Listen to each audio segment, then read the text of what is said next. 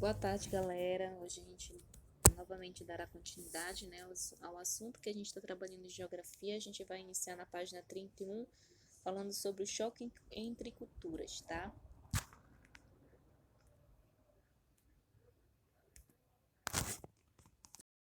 E aqui a gente pode estar falando um pouquinho sobre esse conceito, né? O que seria o choque entre culturas. Ele caracteriza o fenômeno de estranhamento que ocorre entre as duas culturas, sendo estas representadas por indivíduo ou por grupos sociais. Então, a questão do choque entre culturas vai ser principalmente quando, né, o colonizador ele chega ao Brasil e se encontra, né, se depara com uma comunidade indígena, com os índios, e os índios também vão ter certo estranhamento, assim como o colonizador terá esse estranhamento com o índio, né? Ver cultura diferente, modo de vestir diferente, costume diferente. Então há esse certo estranhamento, por isso que tem essa denominação de choque de culturas. Então foi o que aconteceu quando os portugueses chegaram no Brasil, né, por volta de 1500, como a gente sabe, né, o período de descobrimento do Brasil.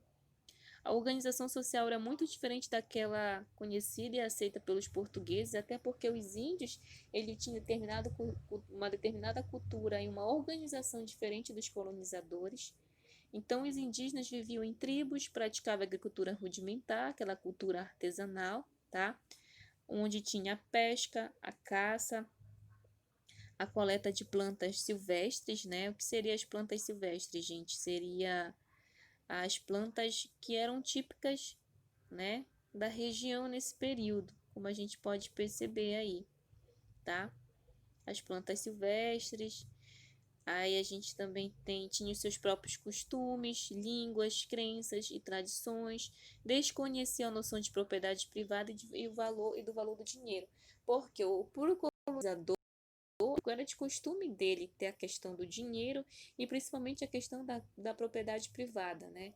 Para o índio não, como eles viviam em conjunto, em uma comunidade, então tudo era compartilhado.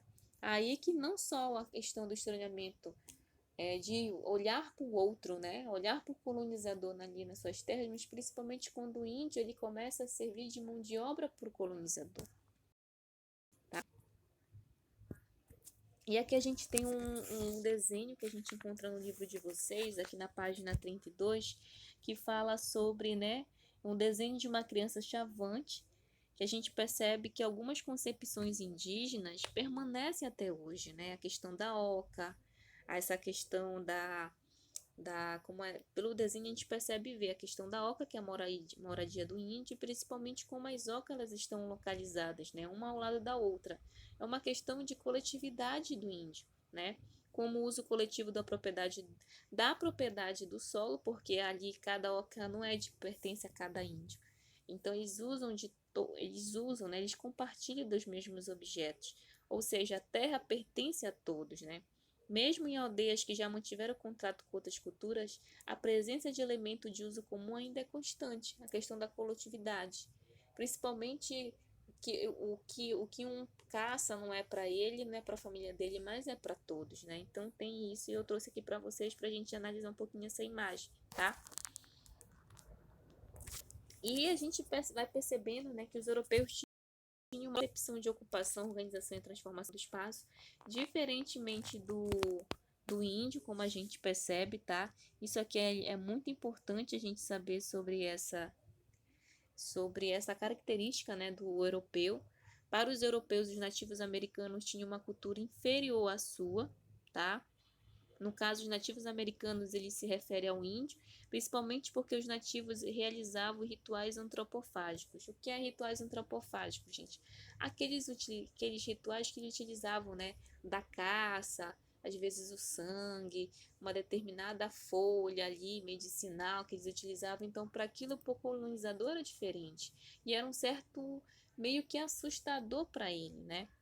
Então, a princípio, os primeiros contatos entre portugueses e indígenas foram amistosos, ou seja, foi uma relação meio que amigável. Porém, depois os indígenas passaram a ser perseguidos para trabalhar como escravos. Muitos não aceitavam, né? O conflito entre nativos e portugueses foi intenso e matou milhares de pessoas ao longo dos séculos, principalmente no lado dos indígenas, ou seja, com essa perseguição aos índios, né, para os índios serem escravos dos colonizadores, porque quem conhecia as terras nesse período eram os índios. Os colonizadores, como era um novo, né, chegando naquela nova descoberta, naquele território, eles precisavam de gente que levassem eles até as determinadas, né, especiarias, aquilo que é algo que eles poderiam o quê? Comercializar. Então o índio sabia. E a gente vai, assim, aí o Brasil, né, depois desse período, a questão do estranhamento, desse choque de culturas, tá, de costumes, entre outras coisas, o Brasil ele quer colônia, o Brasil vira colônia, tá? Então, os lucros resultantes da venda do pau-brasil na Europa chamaram a atenção de outros povos europeus que passaram a frequentar as costas brasileiras, extraindo também o pau-brasil, ou seja, o pau-brasil ele era muito importante principalmente pela tinta, né, pela o que saía dele, que servia principalmente para a questão da fabricação de tecidos, né, para a tintura dos tecidos, isso é muito importante. Então, como o Brasil virou colônia, isso aqui é muito importante eu frisar aqui para vocês. Olha, o Brasil se tornou colônia devido à decadência, né, do comércio português no Oriente, tá? E também pela ameaça de estrangeiros em ocupar as terras na América, porque as terras do Brasil já eram dos portugueses. E se eles não viessem explorar essas terras, outras pessoas viriam, ou seja, outros colonizadores, fazendo com que o rei de Portugal ocupasse e colonizasse a América Portuguesa, transformando o Brasil em uma colônia. Uma colônia de quê? Uma colônia principalmente de exploração, tá? O Brasil foi colônia de exploração. Aqui a gente tem as capitanias hereditárias, né, como a gente bem conhece, tá? No Brasil, principalmente o período, né, de colonização do Brasil, ele foi iniciado pelo litoral, como a gente percebe, tá? Isso foi toda a rota, principalmente aqui entre o sul e sudeste do Brasil. E as capitanias seriam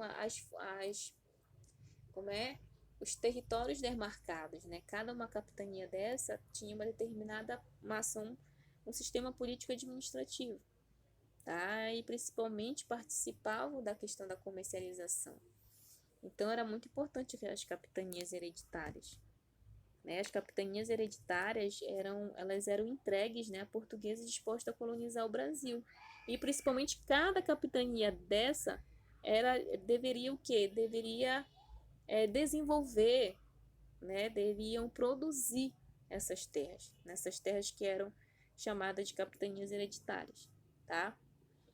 Então, com a coroa portuguesa não tinha recurso suficiente para ser empreitada, decidiu que entregá-las a particulares que deveriam produzir açúcar, um produto, tá, tão caro e raro na Europa que fazia parte do dote de princesas, e defender a terra e os interesses portugueses. Aí foi que em 1534 a colônia foi dividida em grandes lotes, ou seja, o Brasil foi dividido em grandes lotes de terra, que eram chamados de capitanias hereditárias, que eram entregues aos portugueses dispostos a colonizar o Brasil. Cada capitania dessa deveria o que? Produzir. E o que eles deveriam produzir? Açúcar, principalmente porque açúcar era um produto que era muito caro e principalmente era lucro nesse período, tá? E aqui a gente entra um pouquinho, tá? A gente vai fazer uma atividade na página 33, tá? Vocês vão ler o texto da cultura indígena na página 32 e vocês vão responder a questão 1, 2 e 3. Todas as questões são no caderno, tá, galerinha? Então, vou estar aqui disponível até o horário de nossa aula e não esqueça de me entregar a atividade, tá? Valeu aí!